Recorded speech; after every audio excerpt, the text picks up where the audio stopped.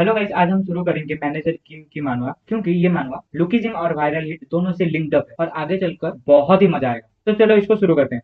Chapter के starting में हम देखते हैं कि मैनेजर किम अपने बेटी मिंजी के दोस्त हिरी के पेरेंट्स के सामने घुटने के बल सर झुकाए बैठा है, क्योंकि हिरी और मिंजी के बीच में झगड़ा हुआ था और मारपीट भी। और हीरी को कोई कुछ नहीं बोल सकता, क्योंकि वो जो यंग कंस्ट्रक्शन के मालिक की बेटी है और उसके पापा अभी पॉलिटिक्स में भी उतर रहे हैं। इसीलिए सब लोग मिलकर किम को ही सुनाने लगते हैं कि बिना माँ के बच्चे पालना बहुत ही मुश्किल है, इसे डिटेंशन सेंटर में डाल दो, कैसे मेरी बच्ची हीरी को मार सकती है। और उसी के बीच में मिंजी भी बोलती है कि पापा, मैंने उसको पहले नहीं मारा था, उस कुतिया ने वो मुझे पहले मारा था, पर फिर भी उसकी बात कोई नहीं सुनता।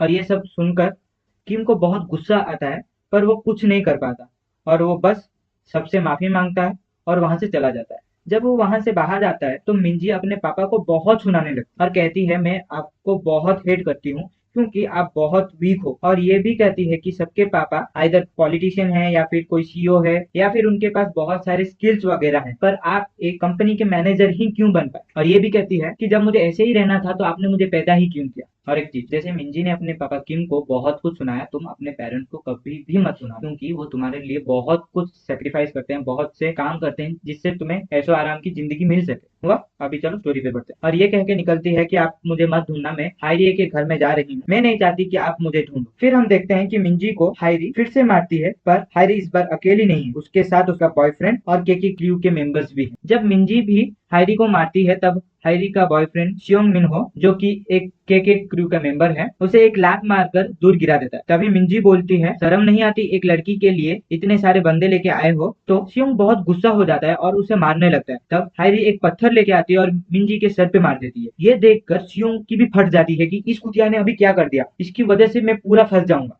और बाकी जो उधर सब प्रेजेंट थे, सब लोग यही सोच रहे थे हायरी ने ही किया है, तो हायरी को ही फंसा के निकल लेते हैं। पर हायरी ने ये चीज क्लियर कर दी उधर कि अगर मैं जेल जाऊंगी तो तुम सब लोग भी जाओगे, ये मत सोच लेना कि तुम लोग मुझे फंसा कर बच जाओगे। तभी शियोंग अपने के क्रू हेड मिन च्योर से हेल्प मांगता है, पर वो मना कर देता है। तभी शियोंग से हायरी फोन छीन कर बोलती है, मैं जू Kang chain the CEO of जू यंग कंस्ट्रक्शन की बेटी हूँ, मुझे बस एक ऐसा आदमी इंट्रोड्यूस कराओ जो ये सब साफ कर सके और हमारा नाम ना आए बाहर। वहाँ मिंजी के साथ इतना सब हुआ और किम घर में अपने बेटी का वेट कर रहा है, क्योंकि उसे अभी तक पता नहीं है कि बाहर क्या हुआ है मिंजी के साथ। वो यही सोच रहा था कि मिंजी हाइरिस के घर पे गई। मिन चियोल ने एक बंदा अरेंज करा दिया। वो बोलता है, अरे उस बॉडी को लेके कंप्रेशन मशीन में डाल देते हैं, कुछ नहीं, कंप्रेशन मशीन में अगर डाल देंगे तो आराम से वो बॉडी चिकुड़ जाएगी और किसी को वो बॉडी का एक चीज भी नहीं मिलेगी। जब वो अपने बंदों से बोलता है कि चलो वो बॉडी निकालो कार से, तब हम देखते हैं कि मिंजी जिंदा है, उसके हाथ से मूवमेंट हो रही है।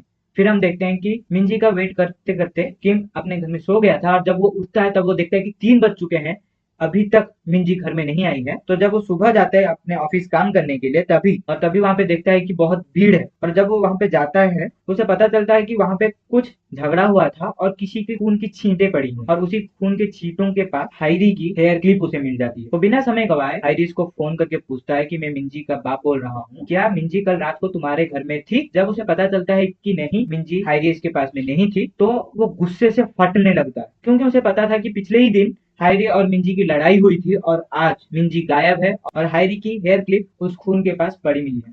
दूसरी तरफ शियोंग और हायरी की फट रही थी कि कोई उन्हें पकड़ ना ले। शियोंग कहता है कि जब तक हम लोग अपना मुंह बंद रखेंगे तो हमें कोई नहीं पकड़ सकता। तभी उन दोनों के पीछे किम खड़े होके पूछते हैं, मुझे तुम लोगों से एक सवाल पूछनी। और ये सुनकर शियोंग और हायरी की फट जाती है और शियोंग तभी मारने के लिए चढ़ जाता है और वो बोलता है कि साले बुढ़े, तूने मुझे डरा दिया। और तभी किम बोलता है, मिंजी किधर है। और शियोंग मिंजी का नाम सुनते ही गुस्सा होकर मारने के लिए बढ़ रहा था, तभी हायरी को देख के रुक जाता है और बोलने लगता है, कौन मिंजी, हमें वो कोई मिंजी विंजी नहीं पता, आप यहाँ से चले जाइए। तभी किम हायरी को उसका हेयर क्लिप दिखा के पूछते हैं, ये तुम्हारा ही क्लिप है ना। और वो क्लिप देख के हायरी कांपने लगती है। तभी शियोंग किम को मारने के लिए आगे बढ़ता है, पर किम बोलता है, मैं अभी अच्छे मूड में नहीं हूँ, तो जब मैं बोलूं छोड़ने के लिए छोड़ दे। तभी हम किम के पास का कुछ सीन देखते हैं। सारे के सारे फौजी सर्जन किम पे बंदूक ताने खड़े हुए हैं, क्योंकि सर्जन किम ने अपने हेड ऑफिसर को होस्टेज में ले रखा है, क्योंकि उसे घर जाना है। इससे तुम्हें पता चल रहा होगा कि किम कितना बड़ा सनकी है। उसे इसलिए छुट्टी चाहिए क्योंकि उसे अपने फियांसे से मिलने जाना है। तभी